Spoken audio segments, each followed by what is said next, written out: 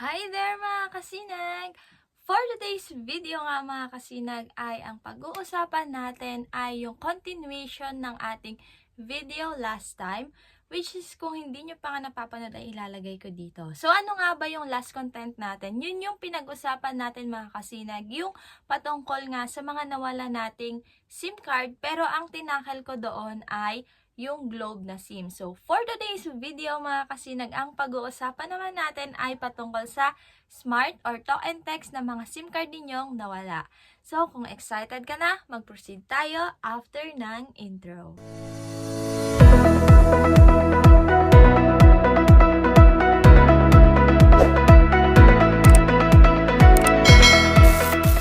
So, yun nga mga kasinag, kung maaalala ninyo, sa ating nakaraang video ay meron na nga tayong affidavit of loss. So, dito mga kasinag sa Smart ay nagpunta rin ako sa office nila, dito rin nga sa may SM Tarlac. So, that day mga kasinag, kung kailan ko inayos yung Globe na SIM card ko, ay doon ko rin inayos yung Smart na SIM card ko. Nung nandun na nga ako mga kasinag, ay syempre pumila muna tayo and then nagantay tayo na yung number natin yung matawag para i-assist na nga dun sa may customer service nila. So, nung tayo na mga kasinag, inabot ko yung affidavit of loss ko and sinabi nung ga-assist sa akin mga kasinag na kapag sa Smart pala mga kasinag ay ina nila nire-require na magpagawa tayo ng affidavit of loss kasi nga daw parang nasa system na nila. So, ang kailangan mo lang i-provide sa kanila mga kasinag ay yung pangalan mo, ID mo, at kailangan mo rin sabihin kung paano mo nga nawala yung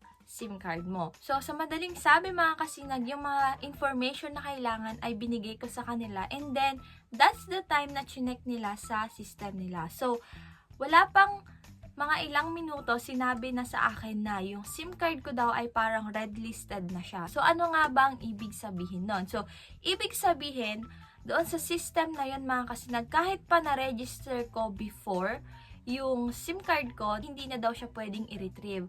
Kasi nga, matagal ko daw na hindi nagamit yung SIM card. So, in my case mga kasinag, aminado naman ako na hindi ko na talaga nagagamit yung SIM card na yun kasi hindi ganon na malakas yung SIM card na talk and text dito sa amin, especially in terms of data connection, napakahina talaga. So, sinabi sa akin mga kasinag na para maiwasan yan, kailangan daw na may load lagi yung SIM card. Like, kahit magpaloadan lang natin ng at least 100 pesos or 50 pesos, something like that. Basta may load lang daw siya. In my case kasi mga kasinag, hindi ko talaga nagawa yun. So, sadly mga kasinag, hindi ko na-retrieve yung SIM card ko na Smart or talk and text. Pero yun nga mga kasinag, just in case na kayo, nawalan kayo ng Smart na SIM card mga kasinag or talk and text, ganun lang din naman yung process na gagawin ninyo. At yun nga mga kasinag, sasabihin ko dito na hindi na po sila nagre-require ng affidavit of loss. Pag nabigay mo na information na kailangan nila, after minute lang daw is makukuha mo na yung SIM card mo. So, same day lang din naman daw mga kasinag.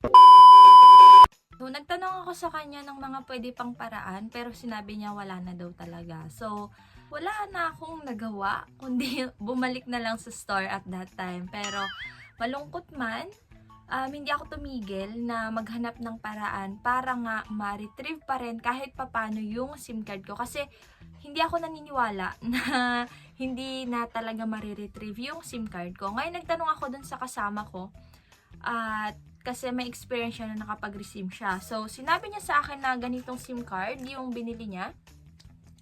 Ayan. So, meron daw to dati sa may SM. Nabili niya lang ng 10 pesos. Kahit sinasabi dito na, ayan o, not for sale, di ba? Ito yung ginamit niya sa pag-resim. Nung tinry ko to mga kasinag, talaga nga hindi na gumagana sa SIM card ko. So, doon ko lang talaga na-accept na hindi ko na talaga makukuha yung SIM card ko. So, eto mga kasinag, para saan ba to, di ba? So, since nandito na rin to at pinakita ko na rin sa video na to mga kasinag, ay sasabihin ko na rin paano ba gamitin. So, eto mga kasinag, para to sa mga may SIM card na lumang-luma na. Like, yung mga 2010 nyo pa nabili, 2015, ganyan. Yung, alam nyo na yung SIM card nyo ay malapit ng masira dahil sa kalumaan. So, eto yung pwede ninyong gamitin.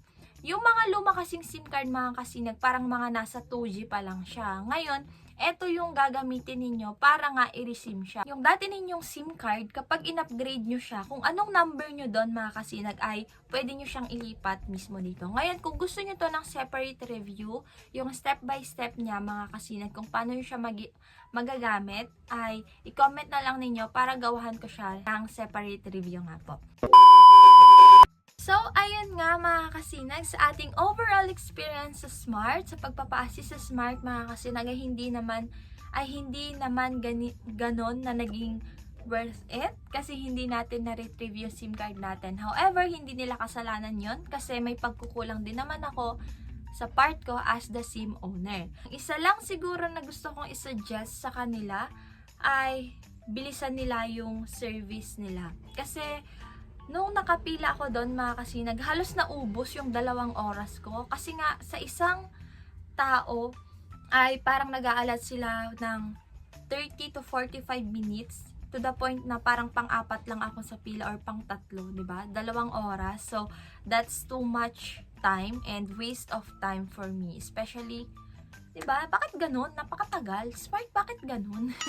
So, anyways mga kasinag, hanggang dyan na lang yung minute ng video natin. Sana naging helpful sa inyo tong video na to. Kung may mga katanungan pa kayo mga kasinag, may clarification, something like that, ay i-comment nyo lang yan. Again mga kasinag, I am your Ate Aren, ready for the worst, hoping for the best. So, see you sa ating next upload mga kasinag!